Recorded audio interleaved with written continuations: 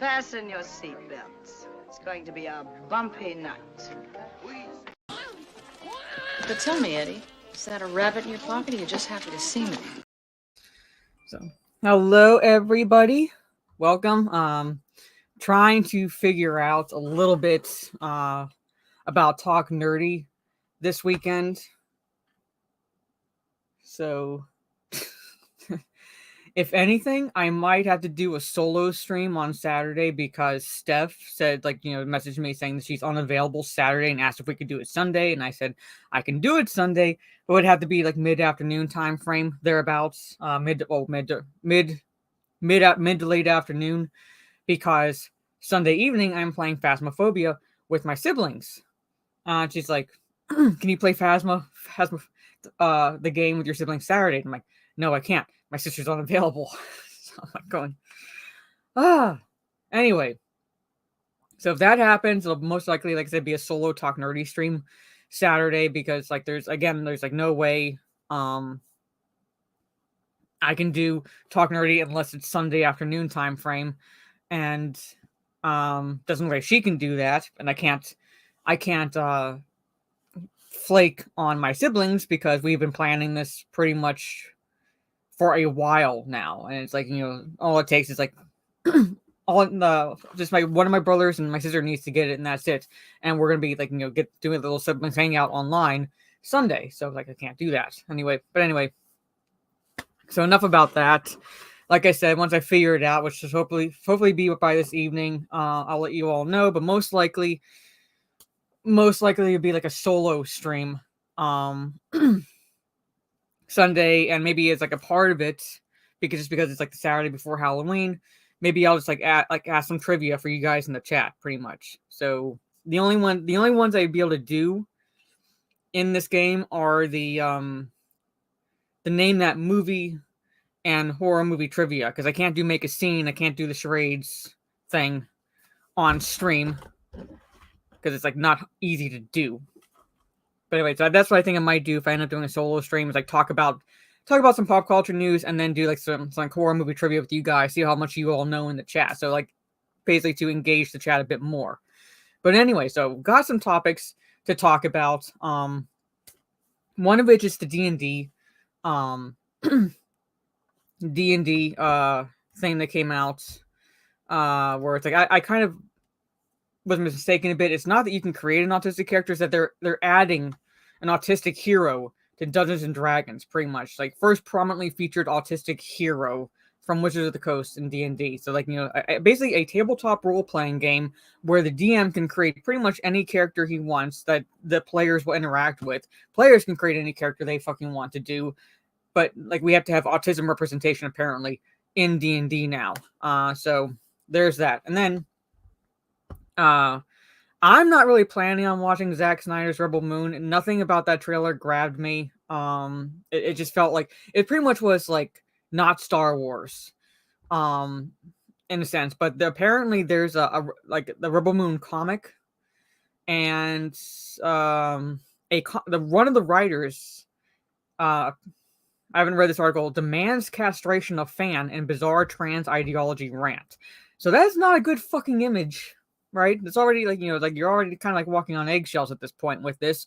Now you have one of the writers going after a fan on social media in some bizarre rant. So we're gonna go cover that.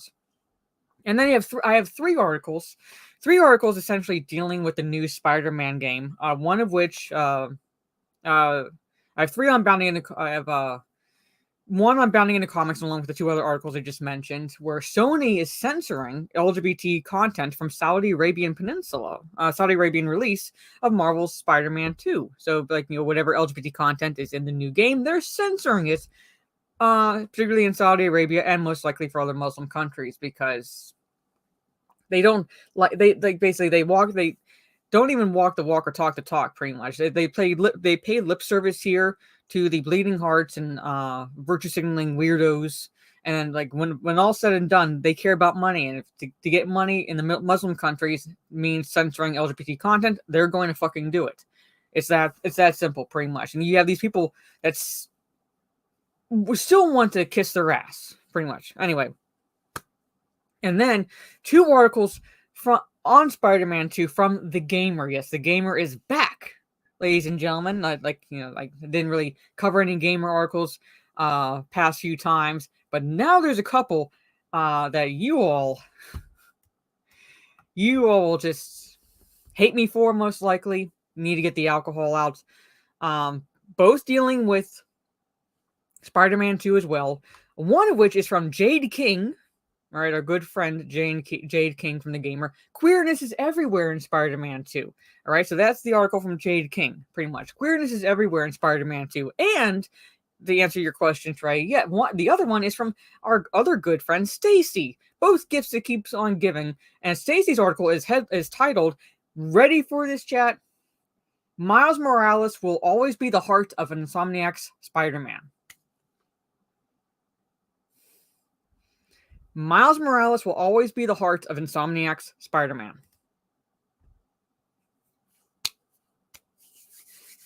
So I'm going to go into those. I'm not necessarily going to go into the entirety of these articles because I'm by myself, and I try to keep it to about an hour or so. But yes, those are the articles from TheGamer, and I'm saving those for last because those will likely be the most cringe. So I'm going to say hello to the chat, right? And then we'll go into from left to right. So starting with the DnD article. So first off, I was not late, and I'm nowhere near the D&D autistic hero level of gay, but thank you so much, Gravy. Retro Collective, good to see you. You'd like to buy 100 pumpkin pies? Well, I don't bake pies, so you're going to have to look somewhere else, but good to see you. Trey, what is up? Jacob Ironside, hello, good to see you. And also like to kind of answer, because I was asked by Gravy if I'm going to watch the South Park Into the Pandaverse episode. I'm planning on hopefully watching it after I stream tonight, because I'll be live on Kick later this evening playing some of Spider-Man 2, and then after that I'm hoping to watch South Park Into the Pandaverse. And then after this stream, I'm planning on watching via a special copy, essentially, Five Nights at Freddy's. So that way I can maybe give my impression of it tonight, or even maybe talk about it tomorrow if I do a solo talk nerdy stream. But that's the plan for this afternoon. So I'm going to be a little bit busy, a little bit preoccupied. It's not a cam version. Awesome.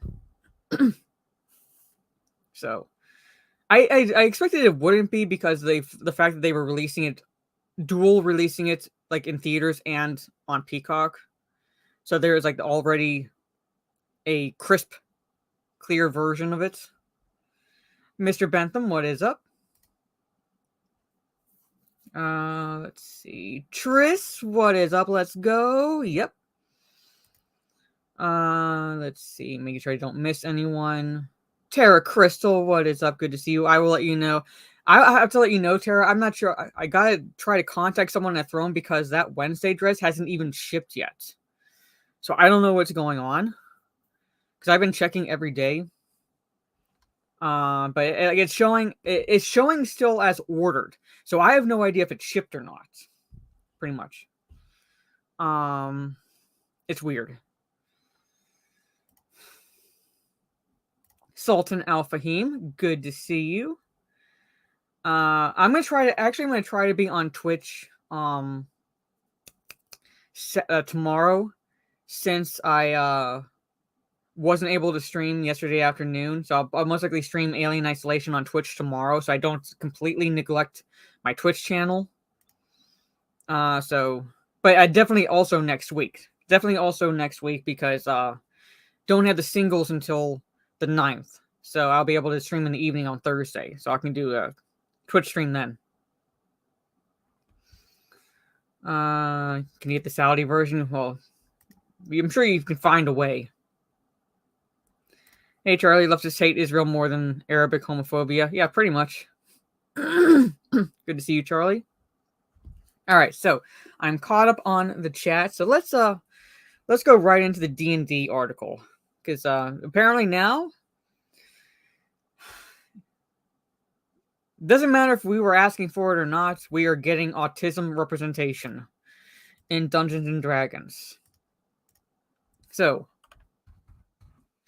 But Dungeons and Dragons' upcoming Deck of Many Things expansion, so expansion to Dungeons and Dragons, is introducing the franchise's, quote, first prominently featured autistic hero. First prominently featured autistic hero. And you know what, Trey? I haven't even watched that movie. It's based on 5th edition rules, not fucking touching that shit. So, there it is. Knock yourself out, Gravy, then. So I'm not touching that shit. So even the properly and performative corporate ally, Wizards of the Coast, will soon be introducing...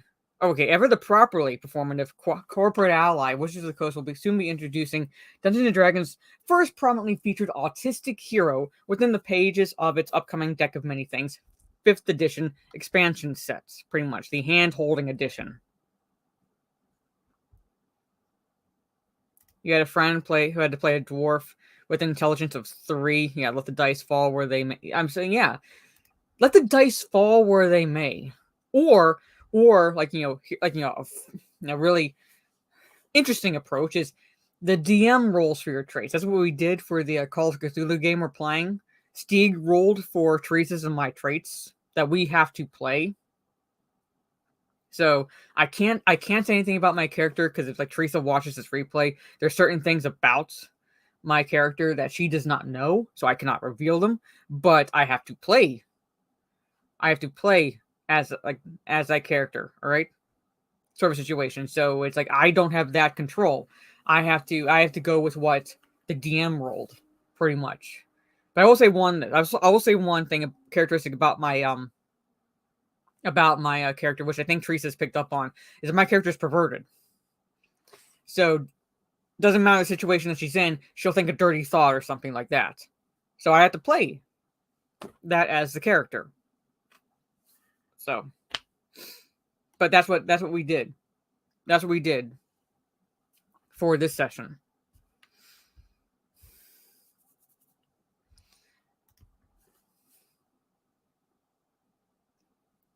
It's actually pretty damn close. I will say that. It's actually pretty damn close. Anyway. Set to release on November 14th, this new bundle of supplementary Dungeon Master materials will provide players with both a physical set of cards, which can be used to expand upon the eponymous game mechanic, as well as a new 192-page source book featuring advice, adventure, locations, and new monsters for Dungeon Masters, as well as character options, magic items, and organizations for players, all inspired by the deck. Alright, so the character's name is Asteria, and she's autistic. They made the female hero autistic.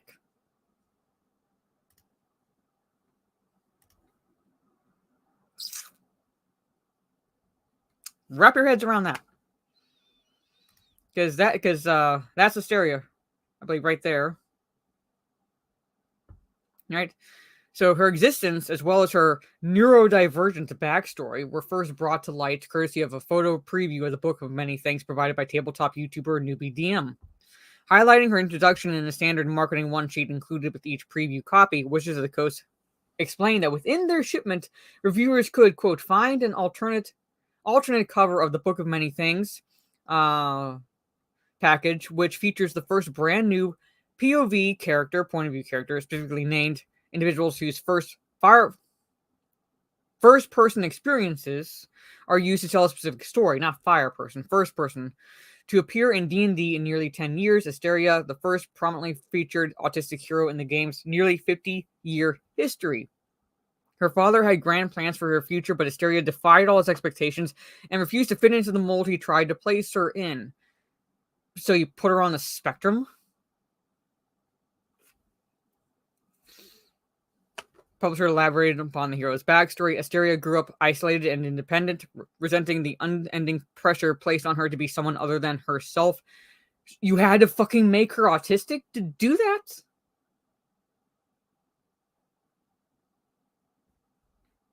I'm trying to wrap my fucking head around this.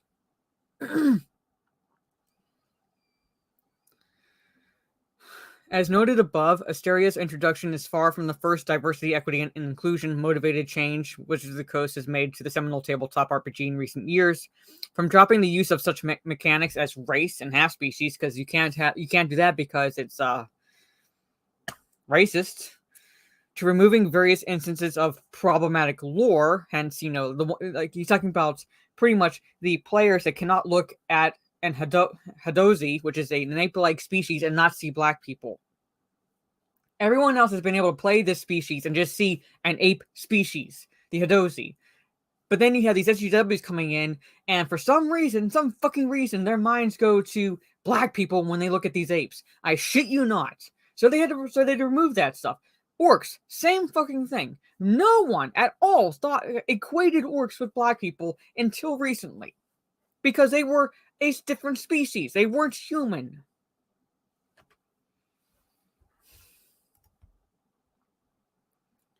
So yeah, there it is.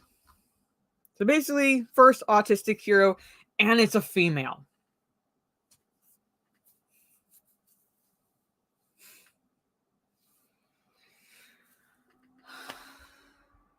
What are you all saying, chat? At least Mazda can finally play as himself. Well, the Mazda's retarded. You like giving my character kleptomania? Yeah. Like I said, like my character's a pervert, or at least she's kind of like thinks for dirty thoughts, no matter the situation, pretty much. So,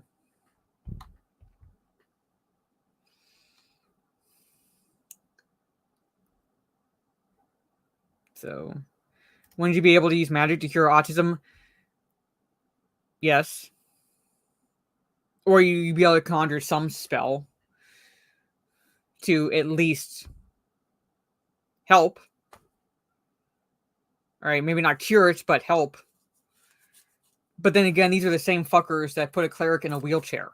Clerics who can use healing spells, or use spells in general to make their legs work. You have a wheelchair-bound cleric.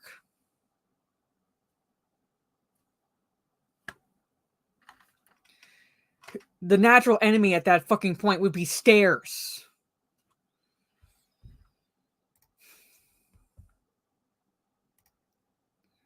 If somebody wants to play autistic, let them. Role-playing is all about pretending to be somebody else. Exactly.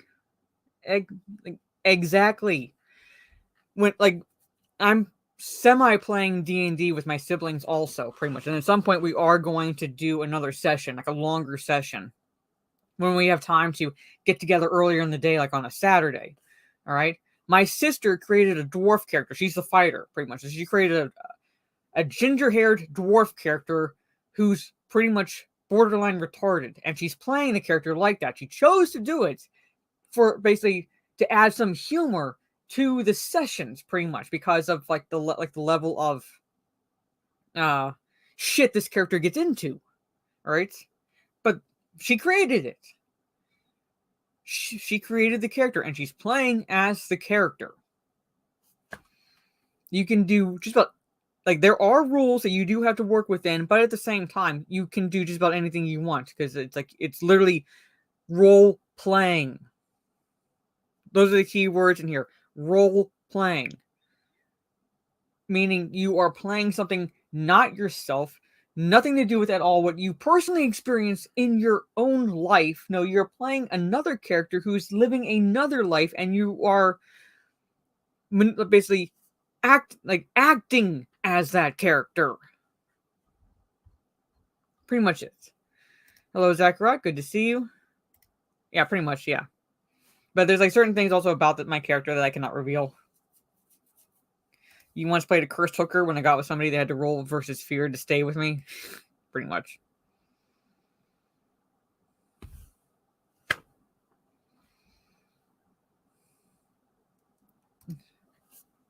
Well, there's actually how do they put it? Handicap accessible dungeons now in D&D. So yeah, there are ramps in D&D. There's actually handicap accessible dungeons.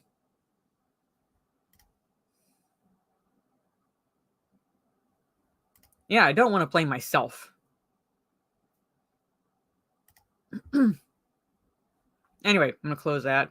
Let's talk about Rebel Moon a little bit for shits and giggles. Like I said, I'm not planning on watching that film or whatever, how many parts it is.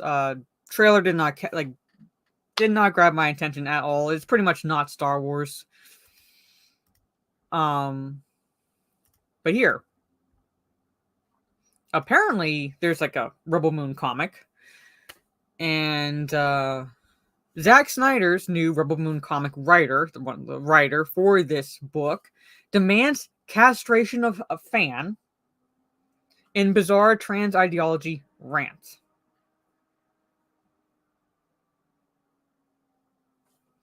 Hey, Vader fanatic. Especially after Army of the Dead. That was like shit. That was like shit.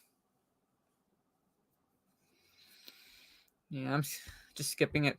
Anyway. So on October 20th, okay, so this is about a week ago, Zack Snyder announced his hiring of the controversial Brian Passaggio, Mags, with a pseudonym Mags, to write a prequel comic to his upcoming Rebel Moon storyline. The book is set to be published by Titan Comics and comes amid a long string of questionable online behavior by Mags, culminating in a tweet that violated Twitter's terms of service because of its graphically violent nature. And yet the shithead is still on social media. The embattled comic writer is known for making extreme and violent threats online, and one rant urging transgender activists to commit violence, tweeting, "Fuck your bullshit, get ready for a baseball bat to the teeth." Right? There you are. Many fans are concerned about the job Passaggio will do on Rebel Moon comic project because of Brian's outbursts, poorly regarded past work, and because of the writer's focus on extreme transgender identity politics, which has permeated everything Passaggio has done over the last few years. So recently, Passaggio posted a treatment I talked about for Connor Kent, making Connor Kent trans, changing him from Connor Kent to Connie Kent, aka Lara Con-El, aka Skyrockets. I remember that shit? Making an alien trans. Fans became nervous with the Zack Snyder announcement, where Passaggio allegedly met with Snyder to pitch ideas for the Rebel Moon universe and learn about continuity. Passaggio says the story is out of his comfort zone for storytelling, which he elaborates is generally based on zany gay antics and debilitating trauma, which most fans are not looking for out of the Rebel Moon property. Don't you just want to read a full comic book chock full of zany gay antics and debilitating trauma?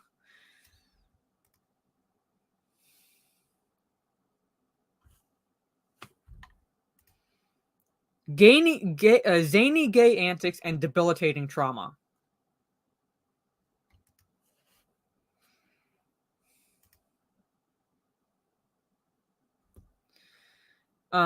So this is a tweet. No, I had multiple meetings with Zach where we discussed his ideas, my ideas, and how to bring the two together. We had a long continuity meeting, took a shitload of notes, and he provided the notes for each script to make sure everything lined up. His enthusiasm is infectious.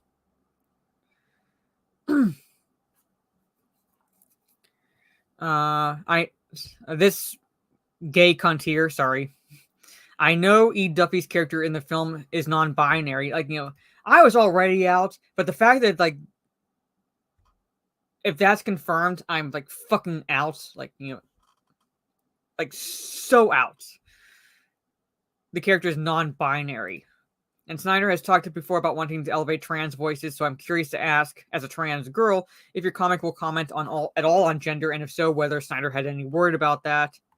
And Mag says, nope, I had a very specific kind of story I wanted to tell here, and it's really a step outside of my comfort zone of zany gay antics and debilitating trauma. My focus was on creating a sense of family paralysis in the face of inevitability.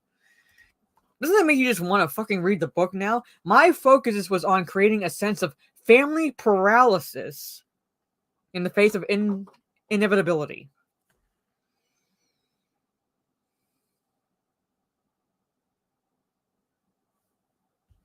So you want to fucking read that, chat? I'll catch up with you all in a minute, but there it is. There it fucking is. Okay, Mag spent a good amount of time taunting fans since just before the announcement, teasing that there would be something coming to make people upset, and then making several posts about Snyder fans like it was a dunk on them for getting hired. The situation escalated into a fight with a fan, which resulted in Mags becoming completely unhinged. In one exchange, Visaggio began attacking God, arguing with the fan, saying, "Your God is not welcome here." He took the over-the-line attack a step further, saying, "Fucking piece of shit, God acting like he's the only one." Why Zack Snyder would hire someone who clearly hates the Christian populace is unclear. So far, when asked about Visaggio's online outbursts and shown evidence about the writer's bad antics, Snyder has made no comment. The most bizarre and egregious tweet came from an exchange where Visaggio seemed to get agitated at a concerned fan, and then tweeted, "Yeah, I knew you were a little bitch. Cut your dick off, coward." All right. The threat of dismemberment was deemed to be against X's terms of service when it was reported, which removed the post from the platform. So behavior has been a pattern of erratic attacks on fans, which makes him an odd choice to helm the first time properties to Zack Snyder's new science fiction universe. Having him on the comic prequel can only alienate fans, and with Visaggio admitting his work generally is not in his wheelhouse, there doesn't seem to be storytelling reading for the hire. So, yeah. So I was already out. This just hammers that final nail in. You got the trailer never grabbed me. All right, it just felt like not Star Wars for Rebel Moon. If it's confirmed that one of the characters in the film, whatever it is non-binary and that's the focus, I'm out there. And the fact that you hired Mags Visaggio to helm the comic tie-in with your project. Don't smoke crack, kids. That's all I can fucking say. Don't smoke crack, because I cannot come up with any legitimate, sane reason why, given all the evidence out there of Mags's unhingedness, all right, the level of just insanity coming from this bitch, why anyone would hire that individual. No fucking idea.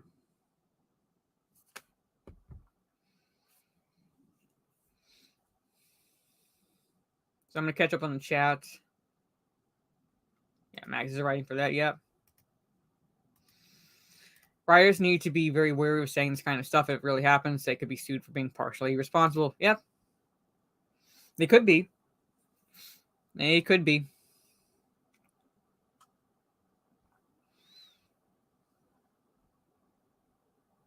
Wasn't watching before, definitely not now. Definitely not now. Gays are only roughly 10% of the population. They are not as common as HBs make them out to be. Yeah, and the U.S. population is over 330 million. So I don't think it's even 10%. I don't even think it's 10%. I think it's less than that, actually. It's actually less than that. Which is in terms of the U.S. population, like a pin drop almost. You could fit them on one fucking island. Pretty much. Or even essentially in one city. Or area, pretty much. That's how big the population is. Hello, Sergeant Mech. It's all just a constant pity party for them. They have to inject their misery into everything. Yep. Literally, the comics have become nothing more than self-inserts at this point for a chunk of the writers. It has nothing to all whatsoever to do with the actual characters. It has everything to do with them inserting themselves into that as that character in their own headcanon and completely divert from everything that came before to suit their own twisted, perverse, insane ideas of themselves, pretty much.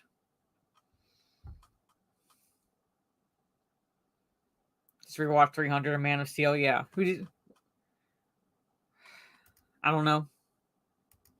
Hey, Lindsay. Good to see you. Why does he keep getting work? I have no idea. No fucking idea. He's so unstable.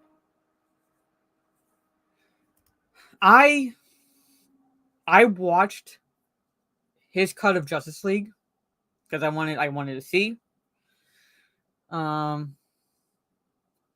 I did enjoy it for what it was. I don't think it's as great as people were like, making it out to be, but I enjoyed it for what it was. I definitely enjoyed it more than Justice League. But after that, when he came on and said that, it was like, nope, I don't care. Like, I might, like, if he ever comes out with the second part to Justice League, I might watch that. But everything else, nope, don't care about. I'm not. I watched Army of the Dead because I was like, let's just check this out. It's on Netflix or whatever. I have it, so let's just check it out. It sucked. I have no interest at all in watching Rebel Moon. No interest at all in watching Rebel Moon. I have no idea what the fuck that even means, Lindsay. I have no idea what the fuck it even means. Like, that's why, like, Max is so.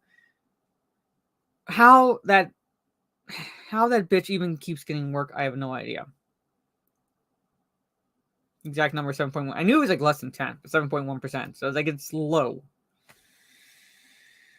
Their whole goal is to force their version of reality on everyone else. Just living your own life is an alien concept to them. Yeah, it's pretty much. I'm like, not to go into detail about like my political leanings. I'm pretty much libertarian. My whole mindset is, I'm not going to tell you how to live your life. Don't tell me how to live mine. All right. That's pretty much my mindset. Right, just stay out of my business unless I'm committing some type of crime where you need to step in. No, stay out of my business. Don't tell me what to eat. Don't tell me how. If I had kids, don't tell me how to raise my children. Right? And like, stop trying to be a nanny to me. Don't tell me how to live my life. You're not my parents. Go away. That's all I am.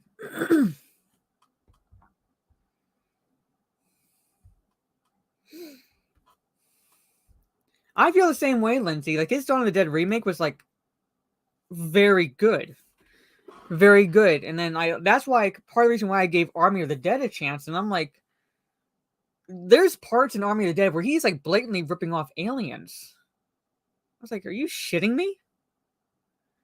And then when you step back and like think about the plot, it makes absolutely no fucking sense when like the big reveal happens. I'm like, why didn't you just do this in the fucking first place? Why did you go this like the most convoluted route you could think of? And this was your goal the whole fucking time? What? What? It made no fucking sense to me. But anyway, so let's I'm gonna close that. Let's talk about Spider-Man 2 a little bit. Let's talk about Spider-Man 2. First, talking about how Sony, Sony has like companies like Sony like to pander to a certain demographic. Well, they're removing certain content from the Spider-Man 2 game to appease Saudi Arabia.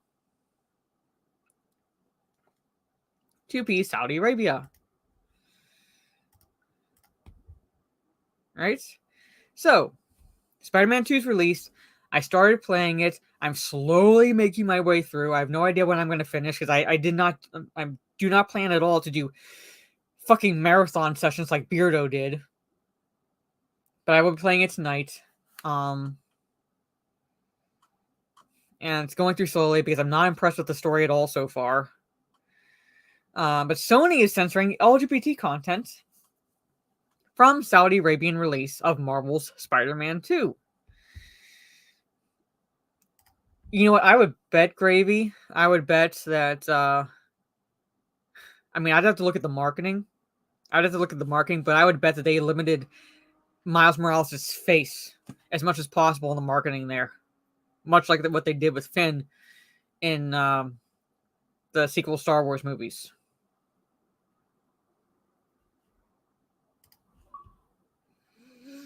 So yeah. I imagine like not completely cutting it out because you can't exactly do that, but at the same time limiting it. I would not be surprised.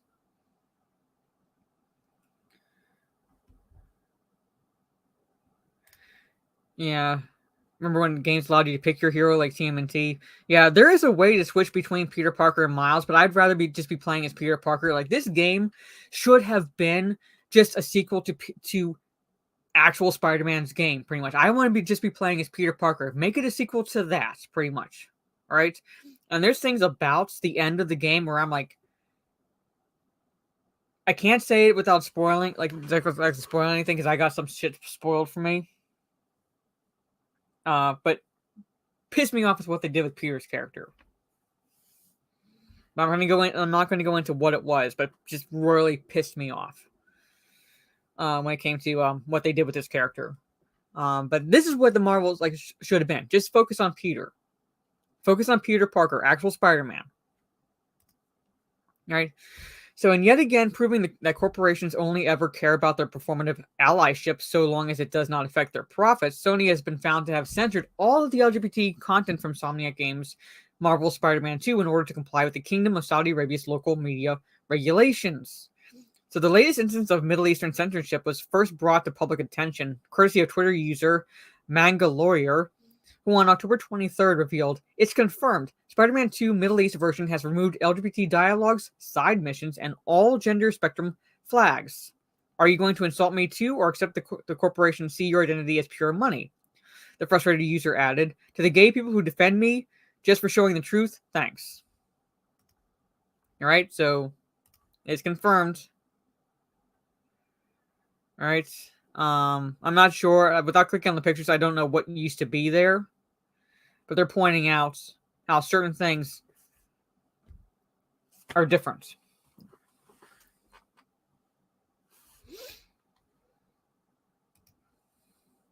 So in support of their claim, Mangalawyer provided 2 screenshots, both taken from a live stream of the game provided by an unidentified Arabic language streamer. The first taken from Homecoming mission, in which Miles Morales must assist one of his classmates at the Brooklyn Visions Academy in asking his boyfriend to Homecoming, shows that the game clearly removes an instance of dialogue wherein the boy at the receiving end of the dance proposal Lucas recalls upon seeing a specific movie poster, "Aw, that's the movie we saw when we had our first kiss." Good God. And I guess that dialogue was removed up here. So further, according to an exchange between fellow Twitter users, I'm not going to pronounce their names, the censored version of Insomniac's title still features this side quest, though it reportedly changes the boys' relationship from romantic to strictly platonic, though it still keeps their mission ending instance of hand-holding.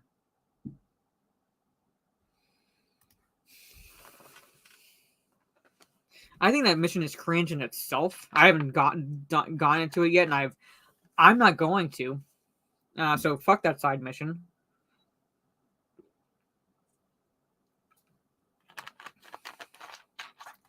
When I get to it, now I know what it's called. What's it called?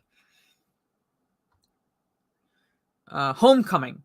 All right, so note that, chat. Whenever I'm playing this game and I see that side quest pops up, Homecoming quest. Do not fucking do. I'm not being out of that fucking one with the quickness. He can ask his own shit. I'm not going to help him. Current day, yeah. Hey, gaming. But the Homecoming one, no, not doing that shit. Not fucking doing that shit. And whatever one where I'm playing as a deaf girl and I'm like, vandalizing walls with graffiti, pretty much. Like, I don't like. I'm just saying that as a joke. I really don't care. Like, I'm not a crusader against graffiti or anything. So I don't fucking care if I see graffitied walls. But I'm not playing as her. So if that's whatever that side quest name is, I'm not playing that one as well. That can get fucked. And they probably kept the hand holding. Because one thing about Middle Eastern culture that I don't know if most people know about, that I do just because I'm half Middle Eastern, is that men will hold hands with other men platonically, pretty much. It's like it's a thing. It's a thing. They'll do that. It has nothing to do with anything at all with being any type of romantic notions or anything. They'll hold hands. All right, they will hold hands. So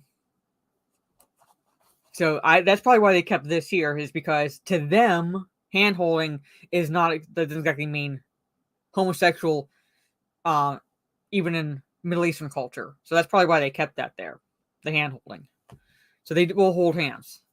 Like when I deployed to Turkey, I saw guys do that, and it's like nothing at all homosexual in nature. It's just part of the culture. The second snapped while Miles is on his way to the Raft prison is the Not On My Watch mission reveals that the Arabic release has also completely scrubbed the game's digital representation of New York of any and all LGBT-related pride flags, replacing them with nondescript or generic textures. Notably, these changes were first confirmed, though not explicitly detailed, by Saudi Arabia's own General Authority of Media Regulation. So I think I did the Not On My Watch mission. I think I did that, so I wasn't really paying attention to the city, but apparently it removed there are flags there. As of writing, it's unknown whether the censorship extends to the game's release in other Middle Eastern countries. Chances are it will. But given the region's history of censorship, particularly when it comes to LGBT iconography, it is currently presumed that the sale of that particular version is not isolated solely to Saudi Arabia. So there it is. There it is.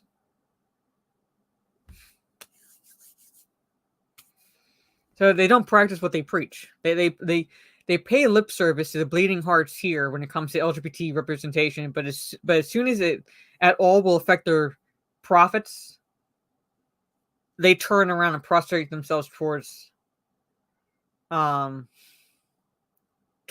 one that will make them money. And that is like, hey, if it means removing this shit, we'll remove this shit. Pretty much, that's how it works.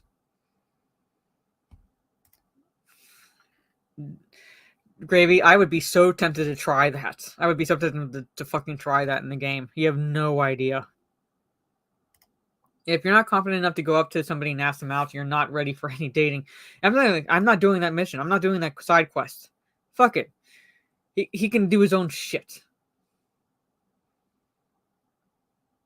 Yeah, it's trying to force an ideology on someone. Yeah, so I was saying, like, they don't at all believe in anything that they are preaching. Pretty much, it's just nothing but lip service. So they'll pay that lip service to the SJWs here because they don't want to be canceled, but then they'll turn around and pay the lip service they need to make money in Middle Eastern cultures, and that means removing the stuff that they're using to pander to the SJWs here.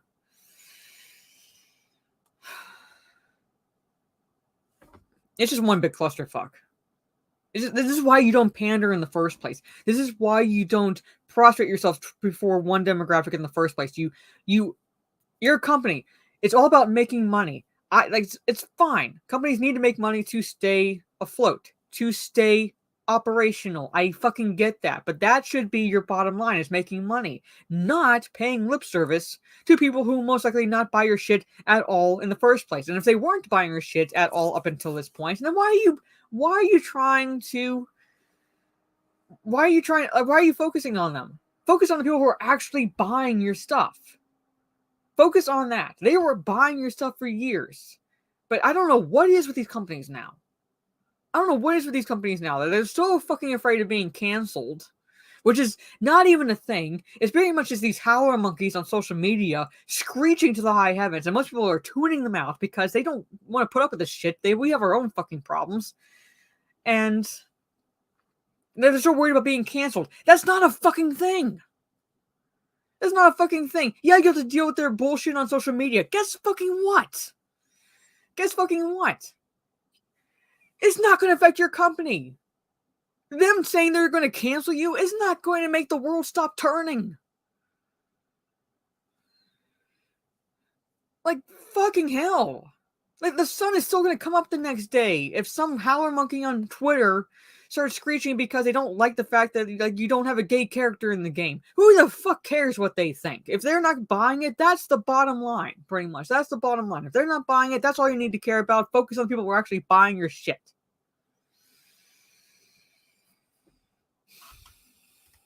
It fucking proves that they're phony as fuck. All these companies are phony as fuck. Yeah, the world actually turns. It's not flat like Maz's head.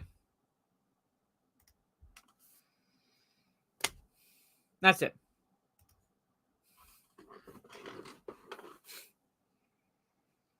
Anyway. So. Now we're into the gamer articles.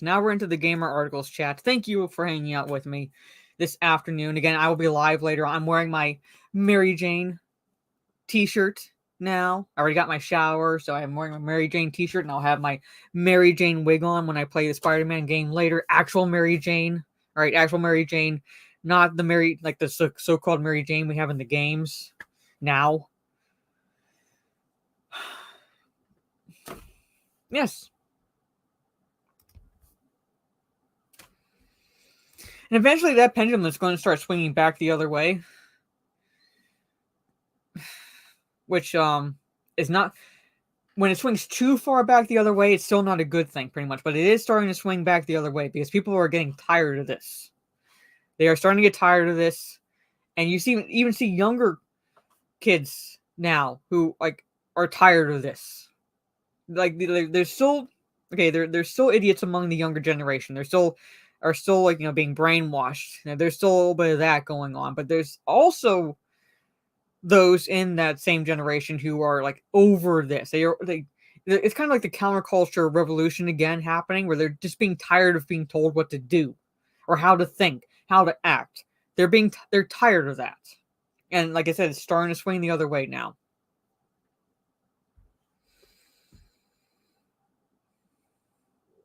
Oh yeah, those said they just did to keep their jobs. You know who else said that they were just following orders? Remember the Nuremberg trials? Remember who else said they were just following orders? Fucking Christ.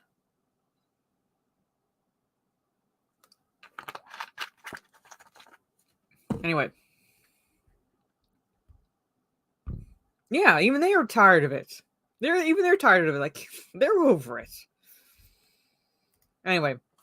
Let's go into the gamer articles. We'll talk about the queerness one first, because that is from our dear friend Jade King, the gift that keeps on giving. Right. So, queerness is everywhere in Spider-Man 2. Queerness is everywhere in Spider-Man 2.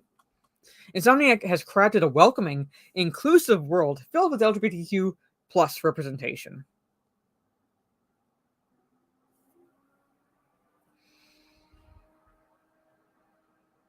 Yeah, not fast enough. They are starting to, but not fast enough. Yeah, so it's everywhere, chat. Let's talk about this. Look at that little black cat up there, because they made Black Cat bi. They made Black Cat bisexual in this game. Just so they didn't make her a lesbian, so that way if people complained about that, they could say, well, she's bi, so she still banged Peter Parker. She was never bisexual. Spider-Man 2 is fruity. Insomniac Games featured a smattering of pride flags throughout the first game's vision of Manhattan, but aside from that, kept things pretty straight. The sequel, meanwhile, is filled with distinct LGBTQ plus representation everywhere you look, from walls of street art to similar side quests Peter and Miles can take on to help the local communities. Peter and Harry might be straight besties. You'll never stop me from shipping them. I really want to cunt punch this bitch.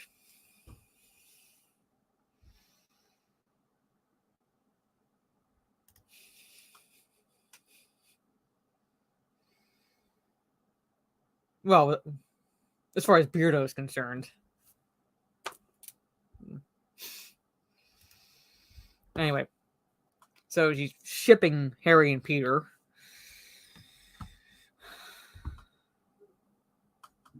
This is another reason for me to ever play Spider-Man or any game from Insomniac. Yeah. Which is adjectives. Yeah. You know, before the LGBT community commandeered the word queer, it just meant strange. Queer just meant strange. So when someone calls themselves queer, they're pretty much just literally calling themselves strange.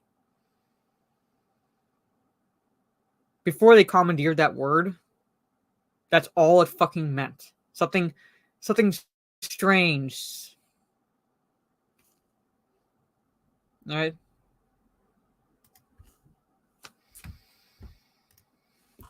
But major side characters express their queerness in ways, fucking get off, that not only prove surprising, but tie into canon elements of recent big comic developments that even hardcore fans weren't expecting to be acknowledged. Oh, Insomniac. Take Black Cat, who instead of jumping between former hideouts to tease Peter in the lead up to the heist, is playing around with Doctor Strange's belongings to open a portal to Paris to reach her girlfriend. That's what I get to fucking look forward to. That's what I fucking get to look forward to.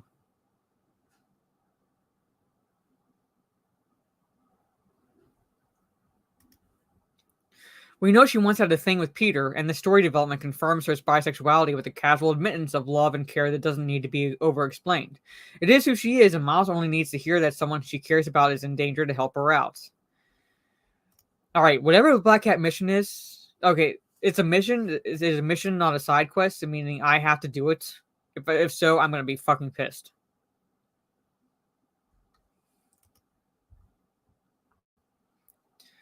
Spider-Man 2 never hesitates to paint its world, even one filled with supervillains and alien goo monsters. I fucking hate this bitch. I have to do it, Jesus Christ. As a safe space for marginalized people.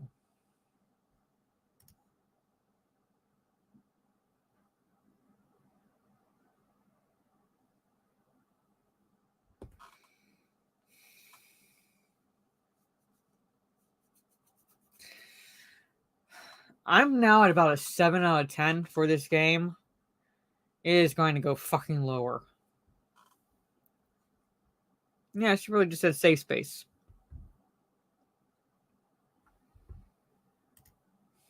Member berries, gaming. Member berries, that's why.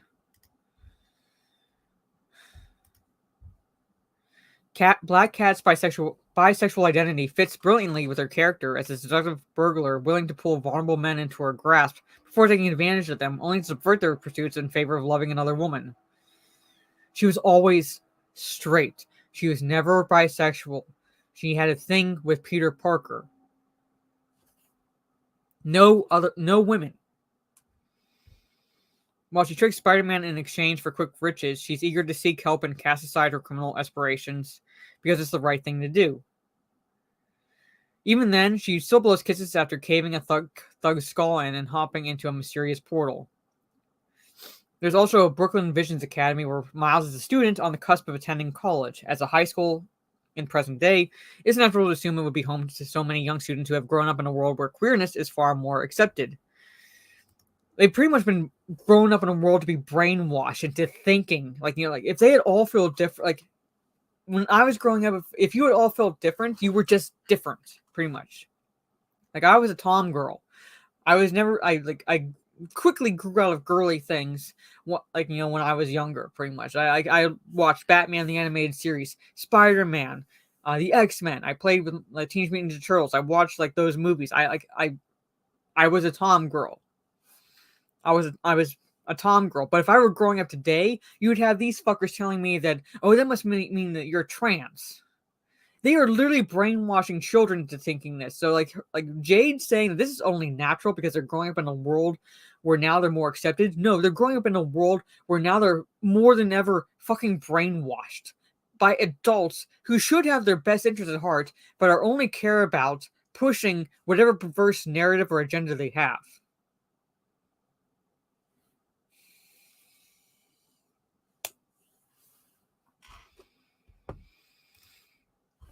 When Miles is asked to help a couple get together for homecoming, again, I'm not doing that shit. It was a cute surprise to learn it was two boys crushing on one another who were already in a committed relationship. Okay.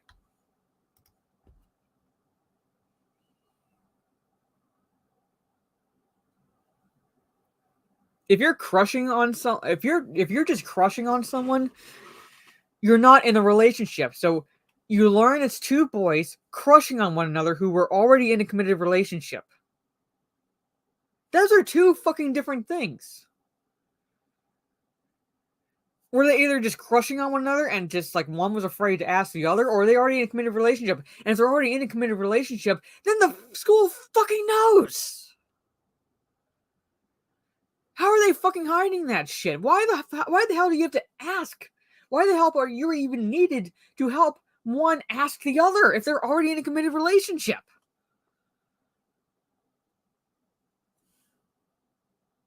Am I missing something here? Am I missing something? But those nerves of going to such a big event together still remained. There it is. I rigged the local electronics to display a QC homecoming invite on the quad monitor, all before luring this potential sweetheart to the right location by pulling open posters and using small distractions. Thought, I'm not doing this shit. What really cemented Spider-Man 2's intentions for me was an entire street in Manhattan that is not just home to rainbow pride flag, but the transgender, bisexual, gay. What the fuck is ace? Pan and lesbian flags too. You know, it used to be that the rainbow flag was supposed to encompass all of this shit. Now you have transgender flags, you have bisexual flags, you have gay flags. I have no idea what the fuck ace is supposed to mean. You have the pansexual flags and lesbian flags too. So now they are literally balkanizing the LGBT community because of. I thought the pride flag was supposed to encompass all of this shit. Ace is asexual, then fucking say asexual. It's literally asexual. 4 fucking syllables. Hey, Corey. But growing up, the pride flag encompassed all this shit. Now they want to balkanize even the LGBT community. And have every one of them have their own flags. Like they're all separate countries.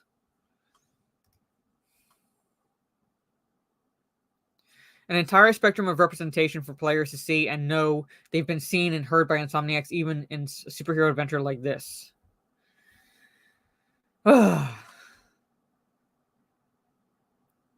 Oh, the Emily May Foundation is also home to a non-binary scientist performing experiments to help salvage the local bee population, with 2 pride flags situated in a mug near their desk. I didn't really fucking notice that, but I know which scientists they're talking about. Because I had to do that as part of like the tour of that stupid fucking facility. There, I'm not going to read the last of the paragraph, but there it is, chat. There it is. All right. You know, the thing is, asexual shouldn't count because it's the complete opposites, essentially, of LGBT.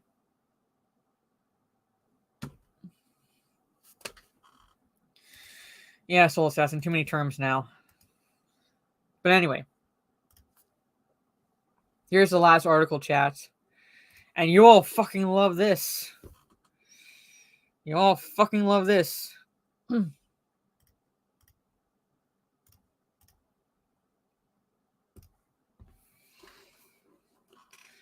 Miles Morales. Alright. Will always be the heart of Insomniac's Spider-Man. Peter Parker is the name everyone associates with Spider-Man because he fucking is Spider-Man. But Miles is putting in the work to keep the Spider-Man games grounded.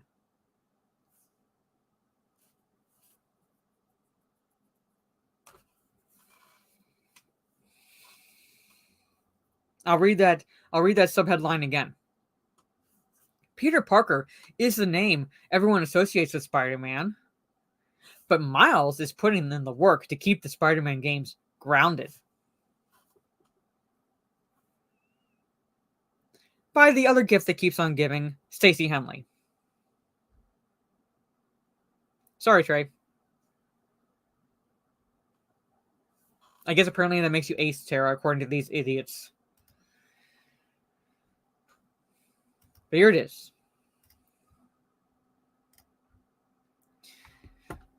Peter Parker is the star of Spider-Man 2.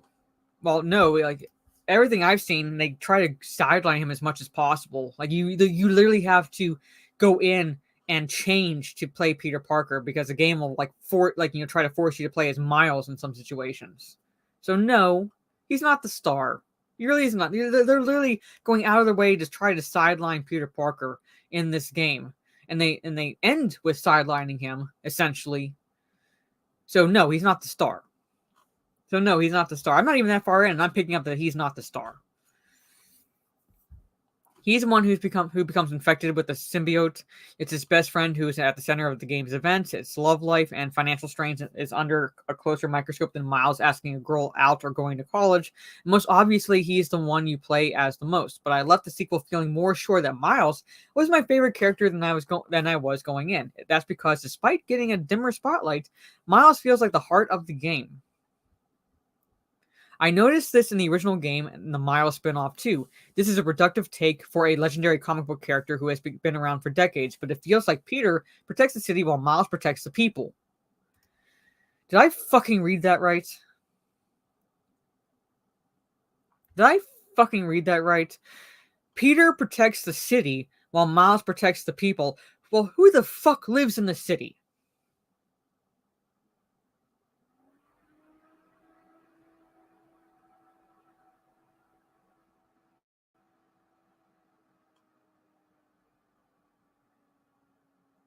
Peter protects the city, but Miles protects the people. That actually is a sentence in this article. Yep. They didn't they didn't even wait for Stanley to be cold in the ground before they started like shitting on Peter Parker. But there it is. And I ask you again, who the fuck then lives in the city?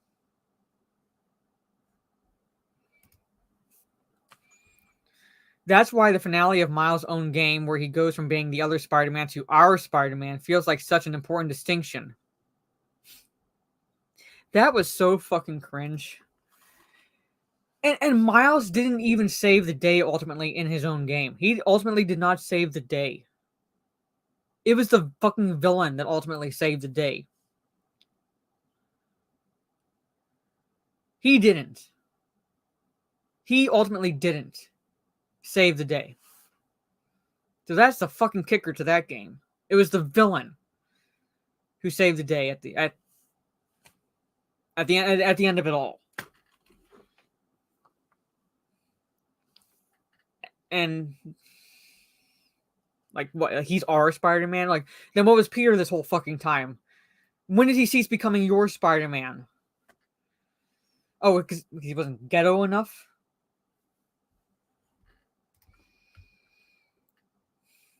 In Spider-Man 2, while Peter's off stopping city blocks from being destroyed or having an existential crisis with some alien goo, Miles is saving a local museum of black musical history or helping out kids at a school with everyday problems. I swear to fucking Christ, if I have to deal with any of that shit, I'm going to lose my fucking mind. If it forces me to do that shit, I'm gonna lose my fucking mind. Saving a local museum of black musical history? Jesus fucking Christ.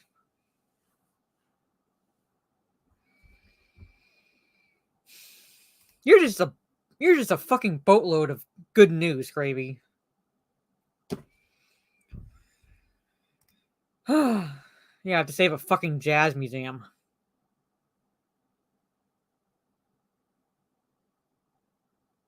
I'm like already getting a headache, and I have to watch the Five Nights at Freddy movie after this, or at least at the start. Now I know don't kill the messenger, but at the same time, I'm like, Jesus Christ.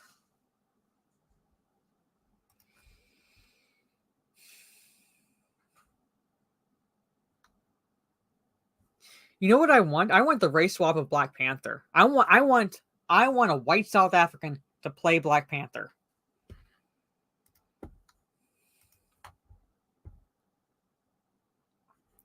I'm hearing mixed things, Soul. I'm hearing mixed things. I'm hearing from some people it's good. I'm hearing from some people it's mid. I don't know, but I'm going to watch it and I'm going to give my objective opinion about it because I've never played the games. I've never played the games. And I don't really know the lore, so I'm really just judging the movie as it is, pretty much. The best part is that none of this feels like pandering or tacked on to give Miles something to do. It literally is pandering and tacked on to give Miles something to do because Miles is not Spider-Man. He is not Spider-Man. He's Peter Darker. I would drop the main story missions whenever the chance to play as Miles emerged, letting Peter's fate hang in the balance while I chase trucks full of stolen instruments across Harlem. If you rush the main story then sweep things up later, that connection between the pair might not feel as strong. There shouldn't be any fucking connection between the pair because Miles shouldn't exist in the same universe as Peter. But as far as I was concerned, they were working in unison. Peter was protecting the city while Miles was protecting the people. Again!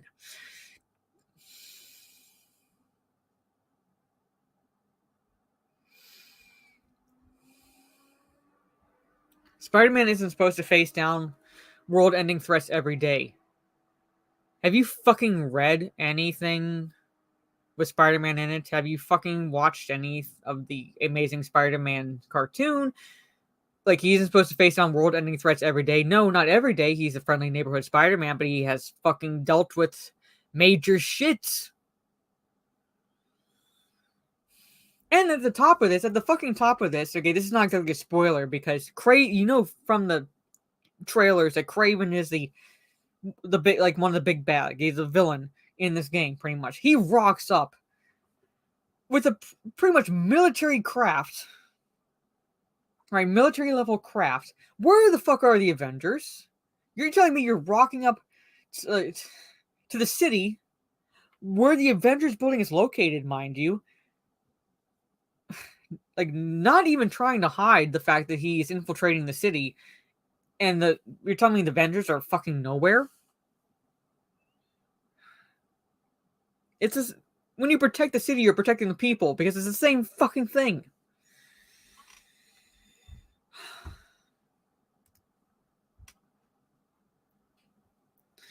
His movies obviously focus on his biggest struggles, and in this age of excess, that means more, more, more. But some of his most beloved comics and TV episodes focus on the smaller things that make us care about the massive looming dangers. I cannot with this shit right now. While Peter gets more of the big action spectacles, Miles is doing the real Spider-Man things.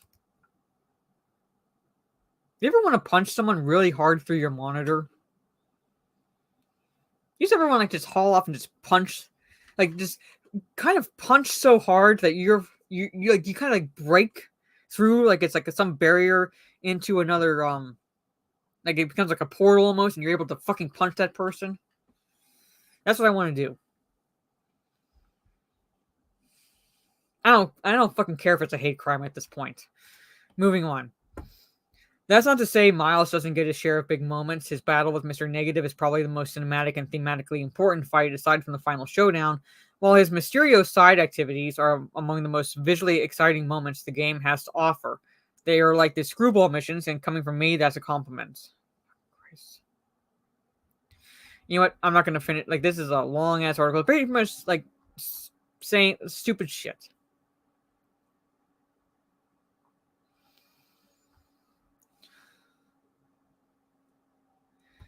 It's hard to define what exactly Peter stands for. I'm seriously going to commit a hate crime. I'm so fucking angry. I'm going to commit a hate crime right now against Stacy. Holy fucking shit.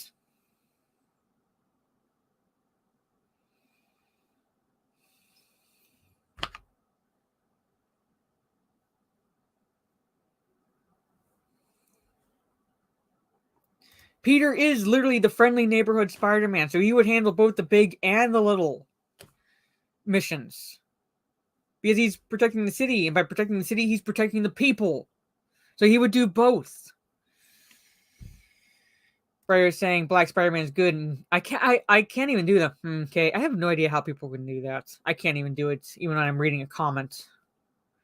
Does the writer get paid by the word? Yeah, apparently. It's because Peter's white. Yeah, it's definitely because Peter's white. Anyway, there it is.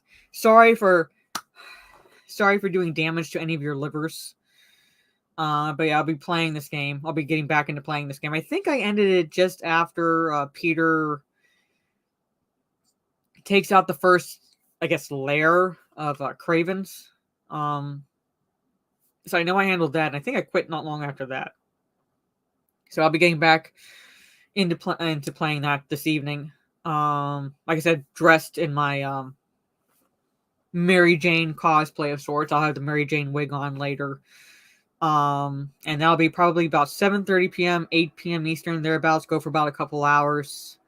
And like I said, I'm going to try to figure out what's going on with Talk Nerdy to Us this weekend. But if anything, if anything, what'll most likely happen, I would say, is probably I will do a solo Talk Nerdy Saturday evening, because unless Steph is somehow able to do the stream mid to late afternoon Sunday, and there's no way I can do it Sunday evening because I'm playing Phasmophobia with my siblings. So if that's the case, then I'll do a gaming stream on my Twitch tomorrow playing Alien Isolation. Then most likely a solo Talk Nerdy stream in the evening on my main YouTube channel. Then if we don't do Talk Nerdy, well, that's really, if I don't do the solo Talk Nerdy Saturday evening, it will be either a gaming stream Sunday afternoon, or the Talk Nerdy stream, and taking a break from DnD that day. So I can use the evening to hang out with my siblings and play Phasmophobia. But yeah, so I'll be here tonight. This is my kick. It's like kind of the equivalent of, kind of a combination equivalent to YouTube and Twitch at this point. Most likely Spider-Man 2 again, so kind of like make it a Spidey Sunday of sorts. Most likely, unless Cowman and or Chunk the Punk are able to do like Texas Chainsaw Massacre that afternoon, which I kind of doubt. Most likely play Spider-Man game, so I can just jump onto the game for a couple hours and then just jump off. So I don't completely lose that as a streaming day, pretty much. So that is Down and Nerdy, ladies and gentlemen, going for a little bit over an hour. So that last article made my fucking head hurt. Like, for those who watch the top 10 lists that Steve and I generally do once a month near the end of the month, we did a top 10 comic book characters. Top 10 comic book characters for either the last one or like the one before, but I think it was the last one. And no, it was the one before that, because the last one was top 10 movies from 1980. So the one before that, right, it was a top 10 comic book characters, right? It could be villains, it could be heroes, it could be anti-heroes, whatever, pretty much. Spider-Man made my number one spot. He edged out Batman as my number one comic book character, because I related to Spider-Man a lot more than I related to Batman. As much as I loved Batman, as much as I loved Batman's rogues gallery of villains, I related to Spider-Man a lot more. I loved Spider-Man. He edged out Batman as my number one comic book character of all fucking time. Yeah, but I'm not a white male. So Spider-Man, Peter Parker, edged out Batman, my number one comic book character of all time, right, growing up. And I'm seeing this shit happen to him. And like, it kills me. It just fucking kills me when I see that happen. My head's just hurting right now. I'm just going to have an aneurysm at this point.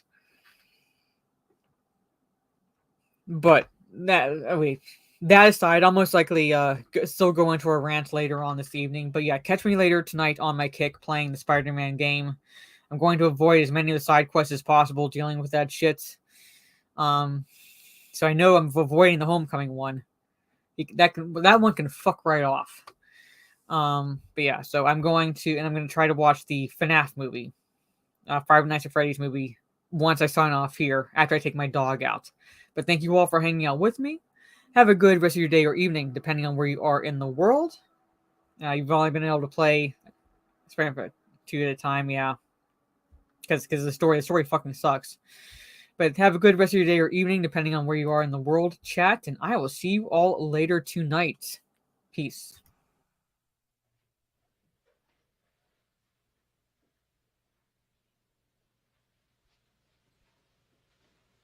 You're still here? It's over. Go home.